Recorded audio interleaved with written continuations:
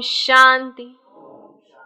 2 मई 2025 साकार महावाक्य। बाबा कहते मीठे बच्चे एकांत में बैठ अपने साथ बातें करो। हम अविनाशी आत्मा है, बाप से सुनते हैं, ये प्रैक्टिस करो। आज का प्रश्न, जो बच्चे याद में अलबेले हैं उनके मुख से कौन से बोल निकलते? उत्तर, वे कहते हैं हम शिव बाबा के बच्चे हैं ही, याद में ही हैं।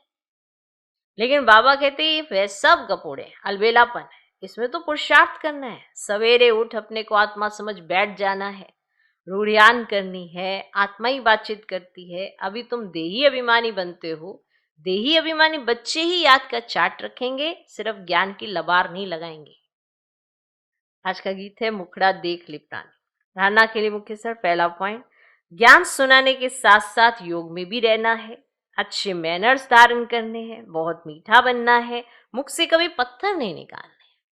दूसरा पॉइंट, अंतर्मुखी बन एकांत में बैठ अपने आप से रूढ़ियान करनी है, पावन बनने की युक्तियां निकालनी है। सवेरे सवेरे उठकर बाप को बड़े प्यार से याद करना है। आज का वरदान, वायरलेस सेट द्वारा विनाश काल में अंतिम डायरेक्शंस को कैच करने वाले वॉइसलेस भव।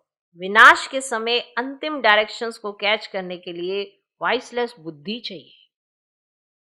जैसे वे लोग वायरलेस सेट द्वारा एक दूसरे तक आवाज पहुंचाते हैं, यह है वॉइसलेस की वायरलेस। इस वायरलेस द्वारा आपको आवाज आएगा कि इस सेफ स्थान पर पहुंच जाओ। जो बच्चे बाप की याद में रहने वाले वॉइसलेस हैं, जिन्हें अशरीरी होने का अभ्यास है, वे विनाश में विनाश नहीं होंगे, लेकिन स्वेच्छा से शरीर छोड़ेंगे। आज का स्लोगन, योग को किनारे कर कर्म में बिजी हो जाना, यही अलबेलापन है। अव्यक्त इशारे, रूहानी रॉयल्टी और प्योरिटी की पर्सनैलिटी धारण करो। प्योरिटी की रॉयल्टी अर्थात एक वर्ता बनना, माना एक बाबा दूसरा न कोई।